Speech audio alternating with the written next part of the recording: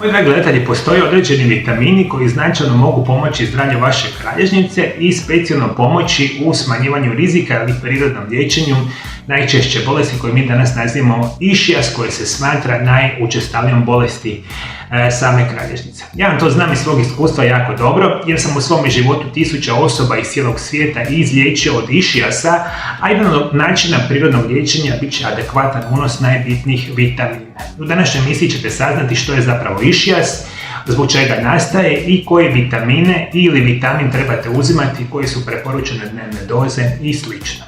Gotovo 10% odraslih osoba razvijenog svijeta će u svom životu razviti neku bolest leđa, a najčešće je išijas.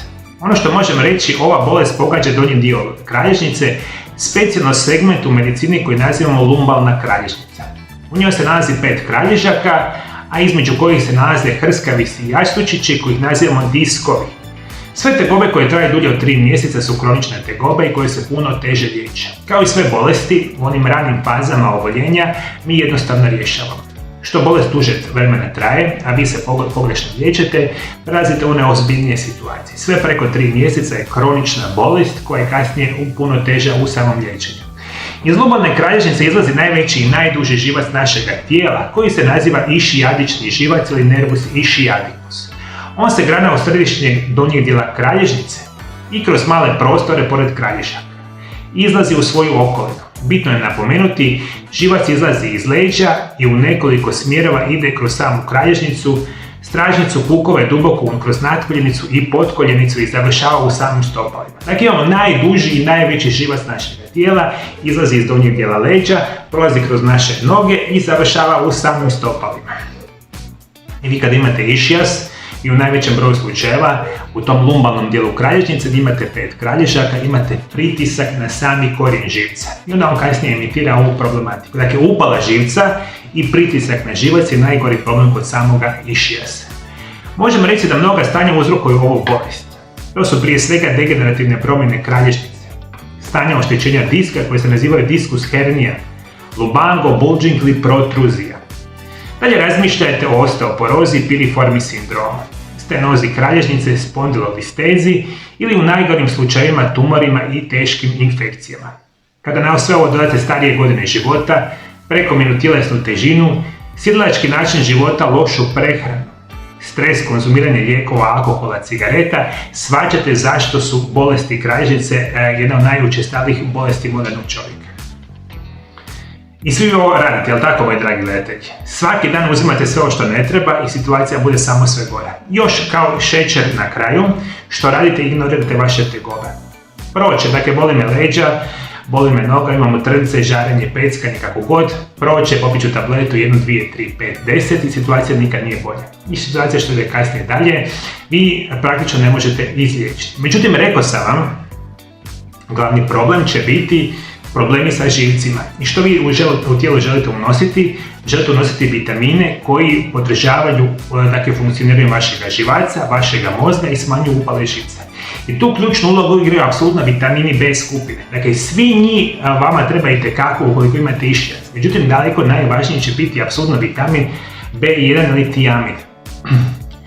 On je koenzim koje tijelo koristi za metaboliziranje hrane za energiju i održavanje pravilnih funkcija srca i živaca. Tiamin ima važnu ulogu pomažući nam probaviti i izvući energiju iz hrane koju jedemo, pretvarajući hranjive tvari u upotrebljivu energiju u obliku adenozin trifosfata. I da ovo jednostavnije razumijete, dakle, sve što pojedete svaki dan, vi tu hranu kasnije morate pretvoriti u adekvatnu energiju u našem tijelu. Vama nijedna hrana koju vi konzumirate ne ide na bolje ako ne unosite vitamin B1. Dakle, vitamin B1 utječe na razgradnju hrane, od te razgradnje hrane mi imamo adekvatne zdravstvene blagodati. On je gradivni element od mozga i živaca. Bez dovoljno visokih razina tiamina, molekule koje se nalaze u ugljikohidratima i proteinima, tijelo ne može pravilno koristiti za obavljanje raznih životnih funkcija. I još nekoliko jako bitnih informacija. Vitamin B je jako bitan za dijabetičare, jer usporava probleme dugogodišnjeg i nekontroliranog dijabetesa, poput bolesti jetre, očiju, bubrega ili srca. Pomaže kod prirodnog smanjivanja stresa te potiče puno bolji rad vašega mozga. Ali vodite mi još nešto računa, moji dragi gledatelji, što nikada ne razmišljate. Otprilike se danas zna da 50% odrasle populacije, što ste vjerojatno vi već sada, imate rezistenciju na inzulin. Dakle, rezistencija na inzulin znači da u vašem tijelu inzulin ne radi kako treba, da imate prekomjernu količinu šećera u vašem krvotoku.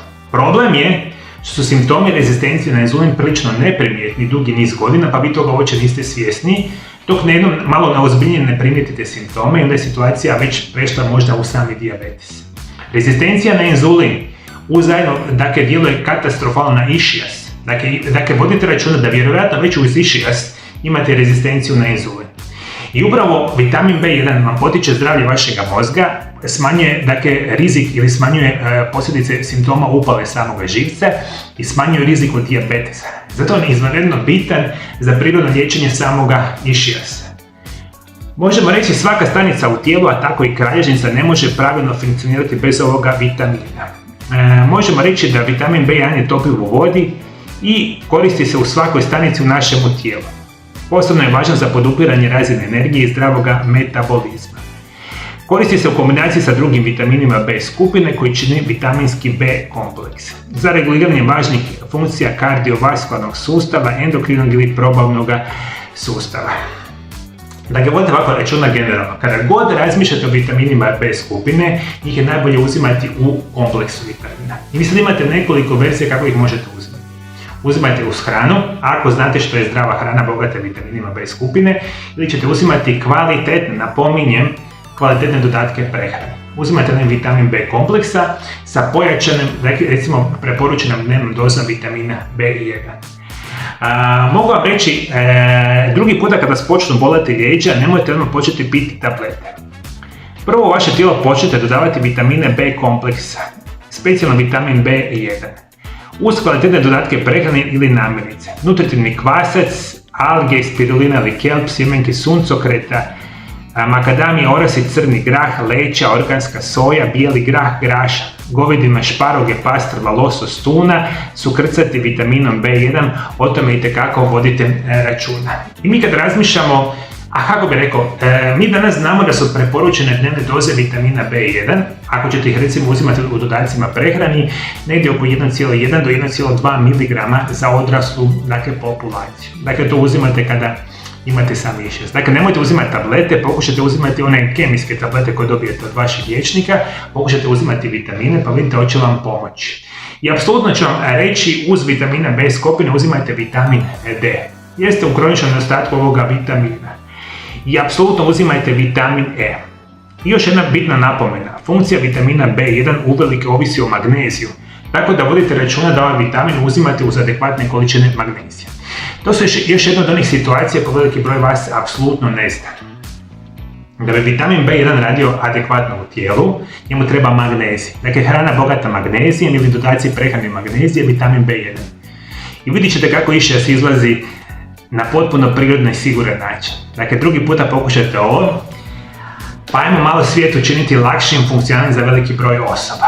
Prirodno i sigurno liječenje išijasa u velikom broju slučaja može vam pomoći sa ovim vitaminima, a rekao sam imalo ozbiljnije bolesti, vama trebaju medicinski stručnjaci koji koriste programe prirodnih liječenja ili možete koristiti, što ću vam preporučiti, dakle, pravilne metode fizikalne terapije, ja vam to koristim desetljećima, one su vam jako dobre, ako su kvalitetni, imate medicinske stručnjake koje mogu aplicirati. Dakle, i ozbiljne oblike išijasa, fizikalna terapija, pravilna prehrana, pravilni prirodni lijekovi i recimo vitamin B1 može vam značajno pomoći kod ove situacije.